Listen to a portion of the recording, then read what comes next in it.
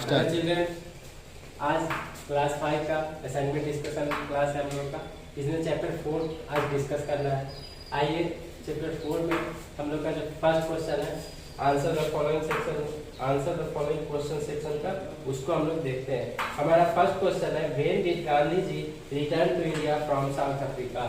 ठीक है, तो Gandhi ji return to India from South Africa in 1915, यानी 1915 में वो साउथ अफ्रीका से वापस आए थे राजकुमार शुक्ल के इंडिकेशन पे। इसका सेकेंड क्वेश्चन देखिए, what was the main ethics of Gandhi during the movement led by him. यानी कि गांधी के द्वारा जितना भी आंदोलन का नेतृत्व किया गया, उन सभी आंदोलन के दौरान उनका मेन एथिक्स क्या था, इसको लिखना है, मेंशन करना है। तो non violence and participation of all general people were two main ethics of Gandhi during their movement. यानी कि एक तो अहिंसा और दूसरा जन सामान्य की भागीदारी, ये गांधी की सबसे मेन एथिक्स थी। उनका जो मूवमेंट नेतृत्व किया जा रहा था उन सभी के दौरान। आइए थर्ड क्वेश्चन हम देखते हैं, list the movements lead by Gandhi. यानी कि ऐसे कुछ मूवमेंट का लिस्ट बनाना है, लिस्ट तैयार करना है जिसका नेतृत्व गांधी के द्वारा किया गया था। तो देखिए, this following movements were lead by Gandhi. First है नन कोऑपरेशन यानी असहयोग आंदोलन, क्वाइट इंडिया मूवमेंट भारत छोड़ो आंदोलन, दांडी यात्रा एंड चंपारण सत्याग्रह। ठीक है, ये सब कुछ ऐसा मूवमेंट है, पूरा आपको ये जो दिख रहा है ये ऐसा मूवमेंट है जो गांधी के द्वारा लीड किया गया था और अंग्रेजों के विरुद्ध से एक सफल संचालन मिला था। क्वेश्चन नंबर 4 देखिए, what was the main experience observed bye Gandhi during south Africa migrations. यानी दक्षिण अफ्रीका प्रवास पर जब गांधी थे उस समय उनका जो सबसे मेन अनुभव रहा हुआ था वो क्या रहा। तो गांधी जी का जब अफ्रीका प्रवास चल रहा था उस दौरान उनका जो सबसे मुख्य अनुभव रहा वो रहा ये, during south Africa migration Gandhi experienced with Russian discrimination and inequality. यानी उस दौर में, जिस दौर में गांधी का प्रवास चल रहा था अफ्रीका में, वो दौर दक्षिण अफ्रीका में एक सामाजिक भेदभाव और असमानता के कारण काफी परेशान था, त्रस्त था। तो ये दो ऐसे मुद्दा थे, रशियन डिस्क्रिमिनेशन और इनइक्वालिटी, जिस दोनों से गांधी वहाँ काफी अनुभव लिए और उसके अगेंस्ट काफी प्रोटेस्ट भी उन्होंने किया। इसके बाद आइए फिफ्थ क्वेश्चन है हम लोग का, list non progressive elements avoid by Gandhi ji. यानी ऐसे कुछ नॉन प्रोग्रेसिव एलिमेंट्स को हमको मेंशन करना है जो गांधी के द्वारा अवॉइड किया गया या फिर जिसके अगेंस्ट गांधी ने एक मुहिम चलाया और सोसाइटी को अवेयर किया। तो इसमें सबसे मुख्य जो था यूज ऑफ फॉरेन गुड्स, यानी उन दिनों क्या था, लोग विदेशी वस्तुओं को काफी यूज कर रहे थे। देखिए, यूज ऑफ फॉरेन गुड्स यानी कि उन दिनों देश के लोगों में एक ट्रेंड चला हुआ था।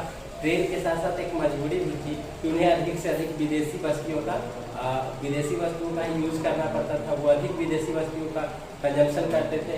ये एक मुख्य कारण था कि आज़ादी में बाधा थी। उसके बाद सोशल डिस्क्रिमिनेशन, समाज में सामाजिक भेदभाव बहुत ज़्यादा था। डॉरी यानी कि दहेज प्रथा, इन सब चीज़ों के खिलाफ ये सब कुछ ऐसा नॉन प्रोग्रेसिव एलिमेंट था जिसको गांधी ने अवॉइड किया और सोसाइटी को अवेयर करते रहे इसके प्रति। देखिए, हम लोग का सिक्स्थ क्वेश्चन है, what was the war cry of Gandhi. यानी गांधी जी ने वार क्राई का एक स्लोगन दिया था वार क्राई के रूप में, वो क्या था। तो गांधी जी का जो स्लोगन था वो था करो या मरो। करो या मरो बाद वार क्राई ऑफ गांधी। यानी गांधी का जो वार क्राई था वो क्या था, करो या मरो। अब सेवेंथ क्वेश्चन देखिए, आप सेवेंथ क्वेश्चन आपका, who was responsible to assassination of Gandhi. यानी गांधी की हत्या के लिए कौन जिम्मेवार था, यानी गांधी की हत्या किसने की। तो Nathuram Godse was responsible to assassination of Gandhi.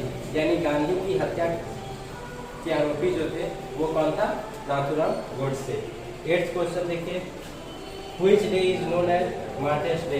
यानी शहीद दिवस के रूप में किस दिन को सेलिब्रेट किया जाता है।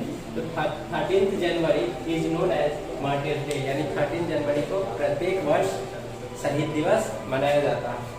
उसके बाद क्वेश्चन नंबर 9 आप लोग देखिए, what do you mean by triumvirate. Triumvirate से आप लोग क्या समझते हैं?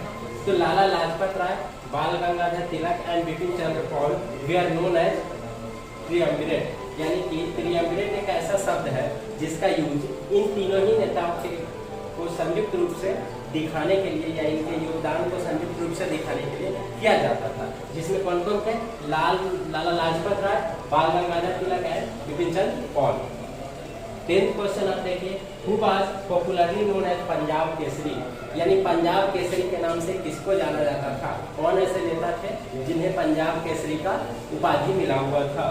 तो Lala Lajpat Rai was popularly known as Punjab Kesari, यानी लाला लाजपत राय को पंजाब केसरी के नाम से जाना जाता था। नेक्स्ट देखिए question number 11, when did Lala Lajpat Rai back to India from America. Lala Lajpat Rai America से इंडिया कब वापस आए? तो in 1920 Lala Lajpat Rai was return to India from America, यानी अमेरिका से लाला लाजपत राय 1920 ईस्वी में इंडिया वापस आ गए। उसके 12th क्वेश्चन देखिए, why was Lala Lajpat Rai opposed to Simon Commission. यानी लाला लाजपत राय साइमन कमीशन का जो गठन हुआ था उसके विरोध में क्यों प्रदर्शन कर रहे थे या उसके विरोधी क्यों हो गए थे? तो no any Indian member elected for the Simon Commission, so Lala Lajpat Rai opposed Simon Commission. यानी कि साइमन कमीशन का जो गठन किया गया था उसमें कोई भी भारतीय सदस्य को जगह नहीं दी गई थी, जिसके कारण से लाला लाजपत राय अंग्रेजों के खिलाफ और साइमन कमीशन के खिलाफ विद्रोह कर रहे थे। नेक्स्ट क्वेश्चन देखिए, question number 13, why was Bhagat Singh sentenced to death. यानी भगत सिंह को मौत की सजा या फांसी की सजा क्यों दी गई थी? तो on 18 April 1928 Bhagat Singh made a bomb attack in central legislative assembly, so he was arrested and sentenced to death on 23 मार्च 1931। यानी कि भगत सिंह जो थे वो एक्यूज्ड थे, किसका एक्यूज्ड थे? लेजिस्लेटिव असेंबली में जो बॉम्ब कांड हुआ था उसका एक्यूज्ड थे, इसलिए उन्हें 23 मार्च 1931 ईस्वी को फांसी की सजा दी गई थी। नेक्स्ट क्वेश्चन देखिए, question number 14, who called himself Azad before the court. यानी कोर्ट के सामने किसने अपने आप को आजाद की संज्ञा दी थी? तो Chandrashekhar Azad was called himself Azad before the court. यानी चंद्रशेखर आजाद जो थे वो कोर्ट के सामने खड़े होकर के और खुद को अपना नाम आजाद बताया। एंड लास्ट क्वेश्चन देखिए, question number 15, who becomes the first women governor of Uttar Pradesh after independence of India. यानी कि भारत के स्वतंत्रता के बाद भारत के किसी भी प्रांत में कौन ऐसी महिला थी जो गवर्नर बनी है? तो सरोजनी नायडू ऐसी पहली महिला थी जो उत्तर प्रदेश में गवर्नर के रूप में शपथ ली, जो स्वतंत्रता के बाद कोई भी महिला के द्वारा गवर्नर का पद हासिल किया गया। तो इस तरह से हम लोग का ये असाइनमेंट डिस्कशन क्लास कंप्लीट हो गया। अब आइए हम लोग एक्सरसाइज डिस्कशन देखते हैं।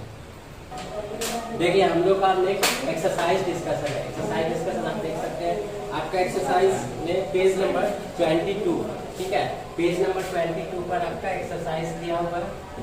पेज नंबर 22 निकालेंगे, आप एक्सरसाइज देख सकते हैं बुक में। एक्सरसाइज का फर्स्ट जो क्वेश्चन है वो है choose the correct answer and fill in the blanks. Choose the correct and fill in the blanks. इस सेक्शन में आपको कुल 4 क्वेश्चंस दिए गए हैं, ठीक है, सभी का आंसर यहाँ पे लिखा हुआ है।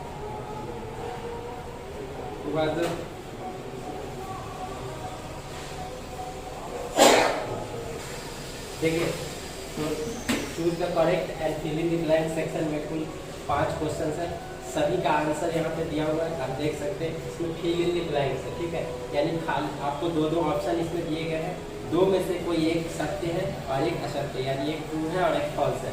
तो जो ट्रू है उसको यहाँ पे फिलअप करना है। तो आइए हम लोग फर्स्ट क्वेश्चन एक देखते हैं। डैश, यहाँ पे एक डैश दिया हुआ है, was also called Punjab Kesari, यानी पंजाब केसरी के नाम से किसको बुलाया जाता था? भगत सिंह को या फिर लाला लाजपत राय को? आपके सामने 2 आंसर, तो भगत सिंह नहीं है, लाला लाजपत राय इसका आंसर सही है, तो हम लोगों ने लाला लाजपत राय लिख दिया। इसी तरह से 5 आंसर दिया हुआ है। सेकेंड आंसर है बाल गंगाधर तिलक, थर्ड आंसर है दांडी, फोर्थ आंसर है लाला लाजपत राय एंड फिफ्थ आंसर है सरोजनी नायडू। ठीक है। तो ये 5 आंसर है, आप लिख लेंगे। उसके बाद यहाँ पे ये ब्लू लाइन है, ब्लू लाइन के नीचे आपका write one word for the following, ठीक है। सेकेंड जो है write one word for the following. तो one word for the following में आपका फर्स्ट आपका जो भी यहाँ पे क्वेश्चन दिया हुआ है उसका शॉर्ट आंसर है, यानी एक शब्द में उसका आंसर होगा, एक वर्ड उसके लिए लिखना है। तो आइए हम लोग देखते हैं। फर्स्ट है who were part of the Lal Bal Pal ट्रियम्विरेट, यानी कि लाल बाल पाल ट्रियम्विरेट के हिस्सा कौन कौन से लोग थे उनका नाम लिखना है। तो लाला लाजपत राय, बाल गंगाधर तिलक एंड बिपिन चंद्र पॉल, ठीक है। इसका आंसर बस इतना ही है, एक साथ में लिखना।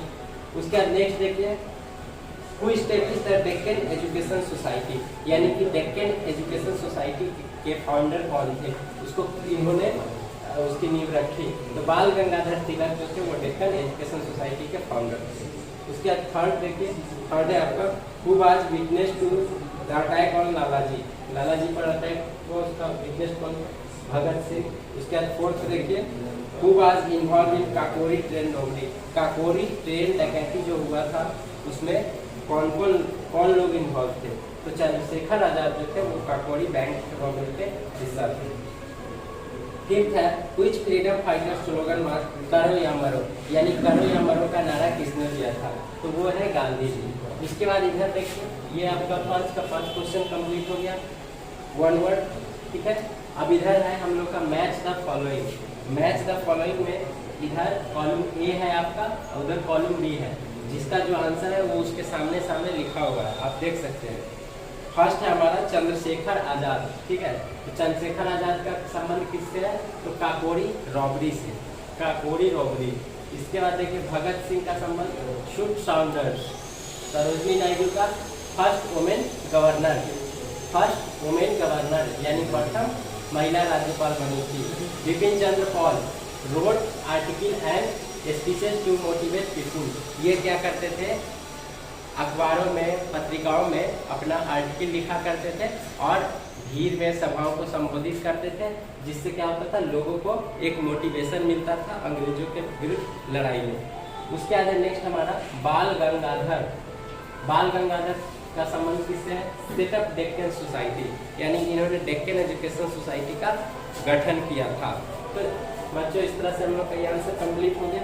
अब हम लोग का कुछ शॉर्ट आंसर क्वेश्चन है जो देखते आए। देखिए हम लोग का शॉर्ट आंसर क्वेश्चन है, शॉर्ट आंसर क्वेश्चन में जो भी दिया हुआ सभी का आंसर यहाँ पे लिखा हुआ है, आप ध्यान देंगे।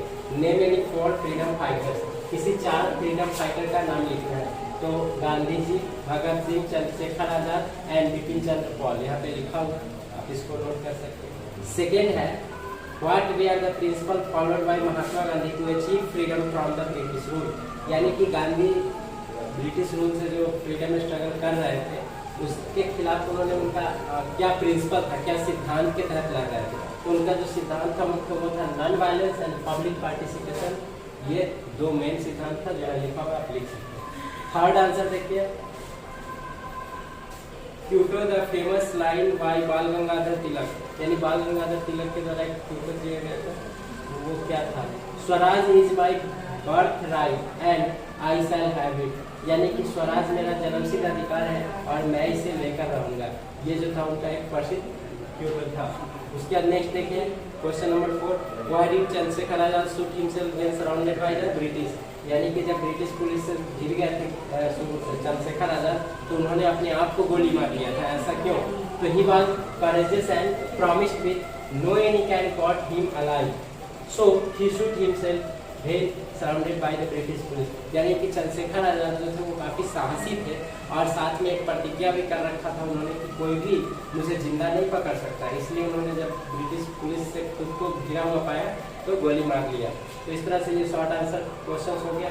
अब देखिए आपका लॉन्ग आंसर क्वेश्चन है, ठीक है। लॉन्ग आंसर क्वेश्चन बहुत सिंपल है, आप इसको खुद से कर लेंगे, हम आपको कुछ हिंट्स दे रहे हैं।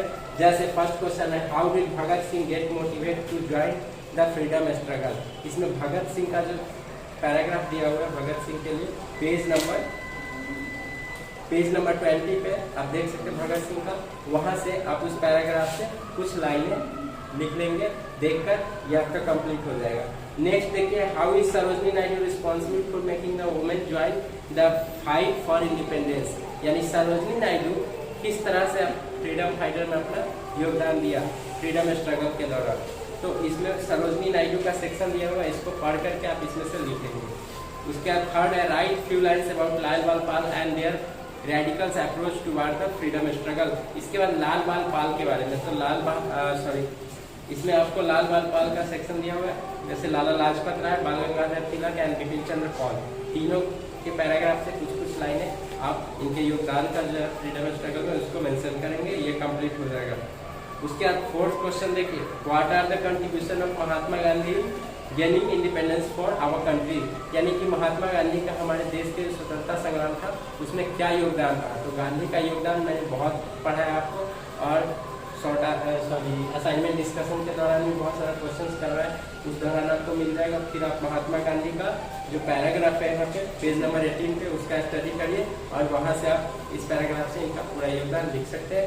दक्षिण अफ्रीका से लेकर चंपारण सत्याग्रह, इन सभी को हम लोगों ने पढ़ा है। उसका दांडी यात्रा है, ये सब इनका मुख्य योगदान रहा है, आप इसको मेंशन करेंगे। तो इस तरह से हम लोग का असाइनमेंट डिस्कशन और एक्सरसाइज डिस्कशन कंप्लीट हो गया। आप लोग इसको नोट करेंगे और याद करेंगे। धन्यवाद।